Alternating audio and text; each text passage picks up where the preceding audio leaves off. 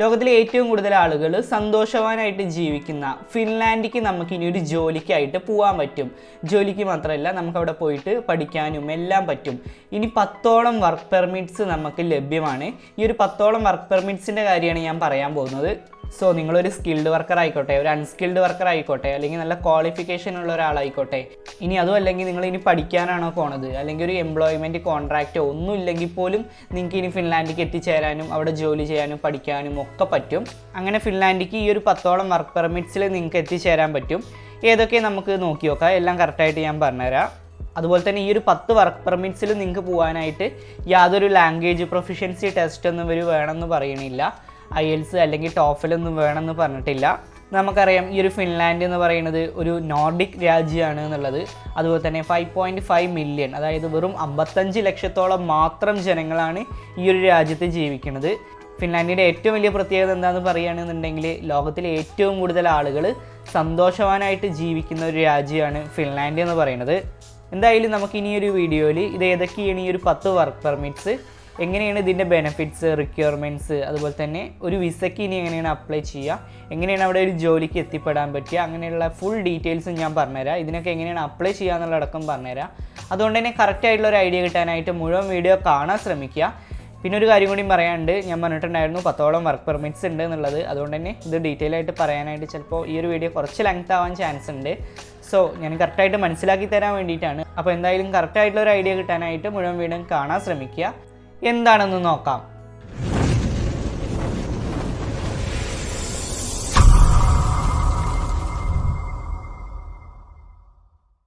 Hi everyone, it's me Shyam and this is Wayfarer Insights. So പ്രകൃതിപരമായിട്ടൊക്കെ വളരെ beautiful ആയിട്ടുള്ളൊരു രാജ്യമാണ് ഈ ഒരു ഫിൻലാൻഡ് എന്ന് പറയുന്നത്. പലരുടെയും ഒരു ഡ്രീം പ്ലേസ് ആയിരിക്കും ഫിൻലാൻഡ് എന്ന് പറയുന്നത്. അവിടേക്ക് എത്തിപ്പെടാനും അവിടെ ജീവിക്കാനൊക്കെ ഒരുവിധം എല്ലാവർക്കും ആഗ്രഹം ഉണ്ടാവും. അത്രത്തോളം സന്തോഷം നിറഞ്ഞൊരു രാജ്യം. നോർവേ, സ്വീഡൻ, റഷ്യ, ഇതൊക്കെയാണ് ഫിൻലാൻഡിൻ്റെ ചുറ്റും നിൽക്കുന്ന രാജ്യങ്ങൾ എന്ന് പറയുന്നത്. അതുപോലെ തന്നെ ഫിന്നിഷാണ് ഫിൻലാൻഡിൻ്റെ ഒഫീഷ്യൽ ലാംഗ്വേജ് എന്ന് പറയുന്നത്. ഹെൽസിങ്കിയാണ് ഫിൻലാൻഡിൻ്റെ ക്യാപിറ്റൽ വരുന്നത്. അതുപോലെ തന്നെ യൂറോ ആണ് ഫിൻലാൻഡിൻ്റെ കറൻസി ആയിട്ട് വരുന്നത്. ഇനി എന്തായാലും നമുക്കും ഈ ഒരു രാജ്യത്തേക്ക് എത്തിപ്പെടാനും എല്ലാം പറ്റും. എങ്ങനെയെന്നുള്ളത് നോക്കി നോക്കാം. ഈ ഒരു ഫിൻലാൻഡ് കഴിഞ്ഞ 3 വർഷത്തിൽ കൊടുത്ത വർക്ക് പെർമിറ്റ്സിൻ്റെ റിപ്പോർട്ടാണിത്. 2021 15,012 റെസിഡൻസ് പെർമിറ്റ്, അതുപോലെ തന്നെ 2022 20,960, 2023 16,999, ഇങ്ങനെയൊക്കെയാണ് വർക്ക് പെർമിറ്റ്സ് കൊടുത്തിട്ടുള്ളത്. ഈ ഒരു 2024 മാർച്ച് 26 ആകുമ്പോഴേക്ക് തന്നെ 2,733 വർക്ക് പെർമിറ്റ്സ് ആൾറെഡി ഇവർ ഇഷ്യൂ ചെയ്തിട്ടുണ്ടെന്ന് പറഞ്ഞിട്ടുണ്ട്. അപ്പോൾ ഇനിയും ഒരുപാട് ജോബ് ഓഫേഴ്സ് അവൈലബിൾ ആണ്. നമുക്കിനി ഏതൊക്കെയാണ് വർക്ക് പെർമിറ്റ്സ് നോക്കി നോക്കാം. ആദ്യത്തെ ഒരു വർക്ക് പെർമിറ്റ്സ് എന്ന് പറയുന്നത് residence permit for an employed person. ഇതിൽ ഇവർ പറയുന്നുണ്ട്, this is the most common type of work permit. You are coming to Finland to work in a specific field. ഇപ്പോൾ ഫോർ എക്സാമ്പിൾ പറയുകയാണെന്നുണ്ടെങ്കിൽ ഈ റെസ്റ്റോറൻറ്റ് വർക്കർ, അല്ലെങ്കിൽ construction worker, cleaner, അല്ലെങ്കിൽ child minder, ഇതൊക്കെ ആണെന്നുണ്ടെങ്കിൽ you will work for a Finnish employer. ഒരു Finnish എംപ്ലോയറിന് വേണ്ടിയിട്ടാവും നമ്മൾ വർക്ക് ചെയ്യുക. You must have received an employment offer. ഇങ്ങനെയാണെന്നുണ്ടെങ്കിൽ നമുക്കൊരു എംപ്ലോയ്മെൻറ്റ് ഓഫർ ആദ്യം കിട്ടിയിരിക്കണം. സോ ഇതിന് വേണ്ടിയിട്ട് നമ്മളുടെ ആ ഒരു എംപ്ലോയർ ആദ്യം ലേബർ മാർക്കറ്റിംഗ് ടെസ്റ്റിനൊക്കെ അപ്ലൈ ചെയ്തിരിക്കണം എന്നൊക്കെ പറയുന്നുണ്ട്. ഓക്കെ, ഇതിൻ്റെ കൂടുതൽ ഡീറ്റെയിൽസ് അടങ്ങിയ ലിങ്ക് ഞാൻ ഡിസ്ക്രിപ്ഷനിൽ കൊടുത്തിട്ടുണ്ട്, അത് നോക്കുക. അതാണ് ഫസ്റ്റത്തെ residence permit for an employed person. ഇനി രണ്ടാമത്തെ നോക്കി നോക്കുക, residence permit application for specialist. ഈ ഒരു പെർമിറ്റ്സ് എന്താ നോക്കി നോക്കുക. You can apply for this permit if you are a specialist and you want to apply for the EU blue card.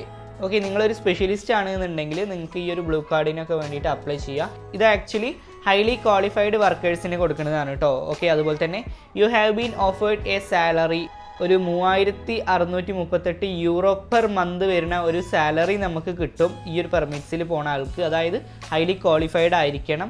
അതുപോലെ തന്നെ ഹയർ എഡ്യൂക്കേഷൻ ഡിഗ്രി നമുക്ക് ആവശ്യമുണ്ട്. സോ ഈ ഒരു 3,638 യൂറോ എന്നൊക്കെ പറയുകയാണെന്നുണ്ടെങ്കിൽ ഇപ്പോൾ INR ഇന്ത്യൻ മണിയിൽ നോക്കുകയാണെന്നുണ്ടെങ്കിൽ 3,28,319 രൂപ വരുന്നുണ്ട് കേട്ടോ, കറൻ്റ് റേറ്റ് അനുസരിച്ചിട്ട്. സോ നിങ്ങൾക്ക് നല്ല ക്വാളിഫിക്കേഷൻ ഉണ്ട് എന്നുണ്ടെങ്കിൽ, ഒരു ക്വാളിഫൈഡ് വർക്കർ ആണ് എന്നുണ്ടെങ്കിൽ നിങ്ങൾക്ക് വേണമെന്നുണ്ടെങ്കിൽ ഈ ഒരു പെർമിറ്റിന് നിങ്ങൾക്ക് അപ്ലൈ ചെയ്യാൻ പറ്റും. ഓക്കെ, ഇതിൻ്റെയും റിക്വയർമെൻറ്റ്സിൻ്റെയും അതുപോലെ തന്നെ ഓൺലൈൻ ആപ്ലിക്കേഷൻ സബ്മിറ്റ് ചെയ്യേണ്ടയും ലിങ്ക് ഞാൻ ഡിസ്ക്രിപ്ഷനിൽ കൊടുക്കുന്നുണ്ട്, അതെന്തായാലും യൂസ് ചെയ്യുക. ഓക്കെ, ഇനി മൂന്നാമത്തെ നോക്കി നോക്കാം, residence permit for seasonal work. Okay, ഈ ഒരു പെർമിറ്റിൽ പ്രധാനമായിട്ട് പറയുന്നത് നിങ്ങളിപ്പോൾ ഒരു സീസണൽ വർക്കിന് ഫിൻലാൻഡിലേക്ക് ജോബ് ചെയ്യാൻ വരികയാണെന്നുണ്ടെങ്കിൽ, അതായത് അഗ്രികൾച്ചർ അല്ലെങ്കിൽ ടൂറിസം അല്ലെങ്കിൽ പിന്നെ ജോബ് ഇൻ ഫോറസ്ട്രി, പിന്നെ ക്രോപ്പ് പ്രൊഡക്ഷൻ, ക്രോപ്പിംഗ്, മരങ്ങൾ ക്രോപ്പിംഗ്, പിന്നെ ഓർ എന്തെങ്കിലും ഫെസ്റ്റിവൽസിൻ്റെ ടൈമിലൊക്കെ ഏതെങ്കിലും ജോബ്സ് ഉണ്ടെങ്കിൽ അതിനൊക്കെ വരികയാണെന്നുണ്ടെങ്കിൽ നിങ്ങൾക്ക് ഈ ഒരു സീസണൽ ജോബ്സിന് വരാൻ പറ്റും. അതുപോലെ തന്നെ seasonal work permit can be granted for 3 to 9 months. ഇത്രയും മന്ത്സ് ആയിരിക്കും കേട്ടോ ഈ ഒരു സീസണൽ വർക്ക്സ് വരിക. ഞാൻ ആൾറെഡി ഒരുപാട് വീഡിയോസിൽ പറഞ്ഞിട്ടുണ്ട് സീസണൽ വർക്ക്സ് ഒക്കെ 6 months ആണ് വരിക. ബട്ട് നമുക്കൊരു 9 months വരെ മാക്സിമം നമുക്ക് കിട്ടുമെന്ന് പറയുന്നുണ്ട് ഈ ഒരു ഇതിൽ.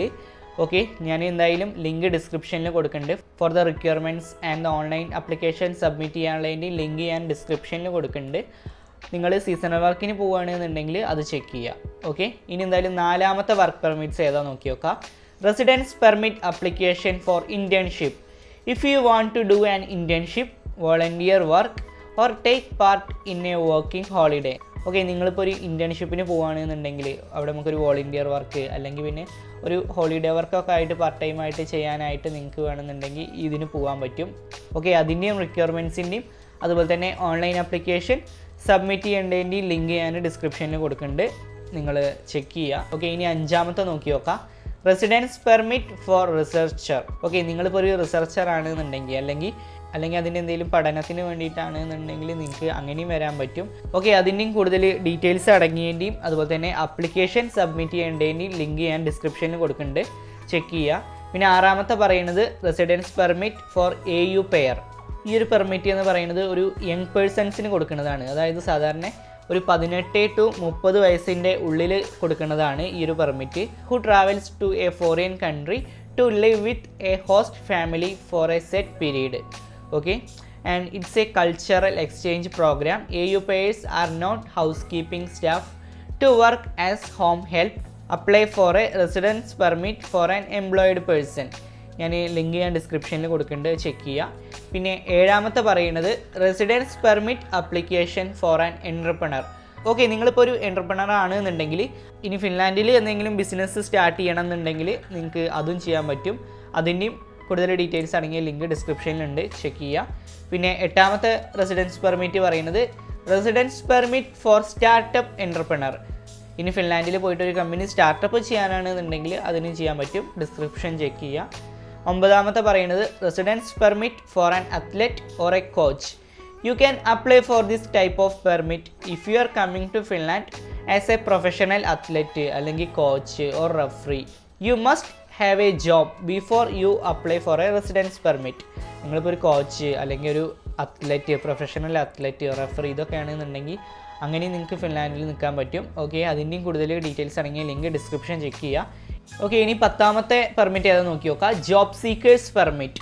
അതായത് residence permit to look for work or to start business. നിങ്ങൾക്ക് ഇപ്പോൾ ഒരു എംപ്ലോയ്മെൻറ്റ് പെർമിറ്റോ ഒന്നുമില്ല എന്നുണ്ടെങ്കിലും നിങ്ങൾക്ക് പോകാൻ പറ്റും. ഒരു ജോബ് സീക്കേഴ്സ് പെർമിറ്റിൽ നിങ്ങൾക്ക് ഫിൻലാൻഡിലേക്ക് എത്തിപ്പെടാൻ പറ്റും. This permit allows applicants to look for job in Finland. Applicants who have completed their studies in Finland in the last 5 years can apply. Okay, ഈ ഒരു പെർമിറ്റിൽ നമുക്ക് ഫിൻലാൻഡിൽ ജോബ് ചെയ്യാൻ പറ്റും. ബട്ട് അതിൻ്റെ ഒരു ക്രൈറ്റീരിയ പറയുന്നുണ്ട്, ഈ ഒരു അപ്ലിക്കൻറ്റ് ഈ ഒരു ഫിൻലാൻഡിൽ സ്റ്റഡീസ് കംപ്ലീറ്റ് ചെയ്തിരിക്കണം. അതായത് ലാസ്റ്റ് 5 years കംപ്ലീറ്റ് ചെയ്ത ആൾക്കാർക്കുള്ളൂ അപ്ലൈ ചെയ്യാൻ പറ്റുക എന്ന് ഇവർ പറഞ്ഞിട്ടുണ്ട്. ഓക്കെ, ഇതൊക്കെയാണ് 10 പെർമിറ്റ്സ് വരുന്നത്.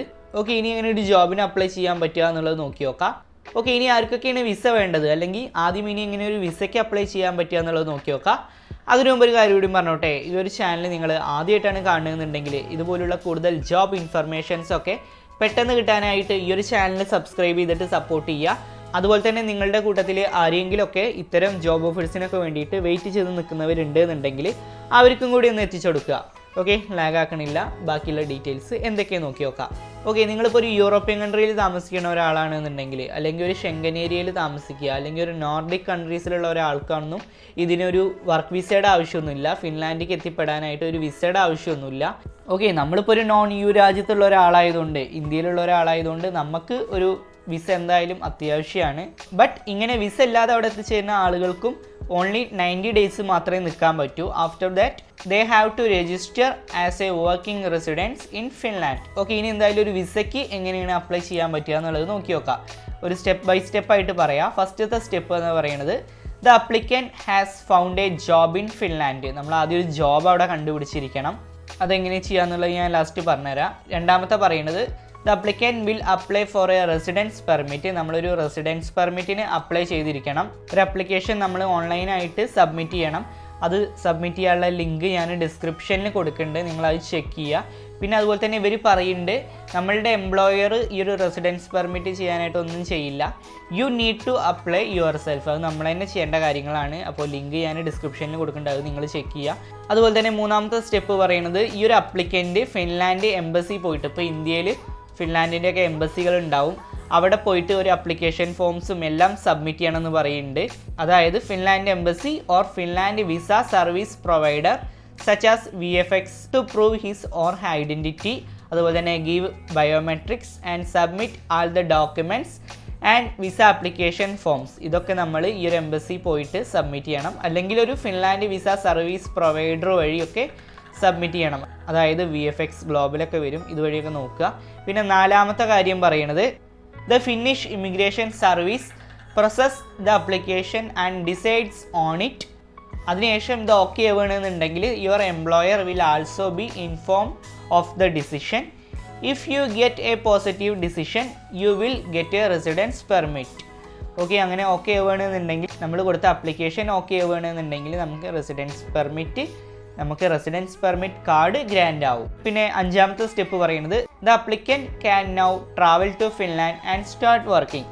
അതിനുശേഷം നമുക്ക് ഫിൻലാൻഡിലേക്ക് എത്തിച്ചേരാനും അവിടെ ജോലി ചെയ്യാനും ഒക്കെ പറ്റും. ഓക്കെ, ഇങ്ങനെയാണ് നമ്മൾ ഫിൻലാൻഡിലേക്ക് ഒരു വിസയ്ക്കായിട്ട് അപ്ലൈ ചെയ്യേണ്ടതും ബാക്കിയുള്ള കാര്യങ്ങളൊക്കെ വരുന്നത്. ഇനി ഒരു ജോബ് ഓഫർ കിട്ടിപ്പോകേണ്ട ഒരാൾ ചെയ്യേണ്ട ഒരു കാര്യം എന്ന് പറയുന്നത് ജോബ് സെർച്ചിങ് പ്ലാറ്റ്ഫോംസ് വഴി അപ്ലൈ ചെയ്യുക എന്നുള്ളത് തന്നെയാണ്. ഞാനൊരു 2-3 ജോബ് സെർച്ചിങ് പ്ലാറ്റ്ഫോംസിൻ്റെ ലിങ്ക് ഡിസ്ക്രിപ്ഷനിൽ മെൻഷൻ ചെയ്യുക. അതായത് വർക്ക് ഇൻ ഫിൻലാൻഡ്, പിന്നെ job market Finland, indeed Finland, അതുപോലെ തന്നെ US ഫിൻലാൻഡ് പോർട്ടൽ.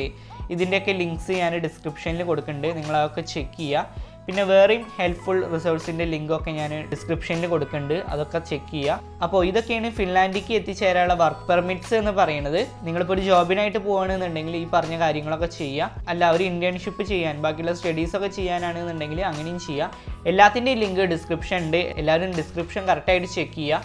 ഓക്കെ, അപ്പോൾ ഫിൻലാൻഡിലേക്ക് ഒരു ജോബിനായിട്ട് എത്തിപ്പെടണം, അല്ലെങ്കിൽ ഏതെങ്കിലും ഒരു EU രാജ്യത്തേക്കൊക്കെ ജോബിനായിട്ട് എത്തിപ്പെടണം എന്ന് ആഗ്രഹമുള്ളവരൊക്കെ ട്രൈ ചെയ്യുക. ആൻഡ് ഇതുപോലുള്ള കൂടുതൽ ജോബ് ഇൻഫർമേഷൻസ് ഒക്കെ പെട്ടെന്ന് കിട്ടാനായിട്ട് ഈ ഒരു ചാനൽ സബ്സ്ക്രൈബ് ചെയ്തിട്ട് സപ്പോർട്ട് ചെയ്യുക. ഇതുപോലുള്ള കൂടുതൽ വീഡിയോസൊക്കെ ഈ ഒരു ചാനലിൽ ഇനി വരുന്നതിനായിരിക്കും. അതുപോലെ തന്നെ എൻ്റെ സെക്കൻഡ് ചാനലിൻ്റെ ലിങ്ക് ഞാൻ ഡിസ്ക്രിപ്ഷനിൽ കൊടുക്കുന്നുണ്ട്, ദയവായിട്ട് അതും കൂടി ഒന്ന് സബ്സ്ക്രൈബ് ചെയ്തിട്ട് സപ്പോർട്ട് ചെയ്യുക. ഇനി അടുത്തൊരു ഇൻഫർമേഷനായിട്ട് അടുത്തൊരു വീഡിയോയിൽ കാണാം. And finally, it's me Shyam. This is Wayfarer Insights, and this channel won't disappoint you. And thanks for watching.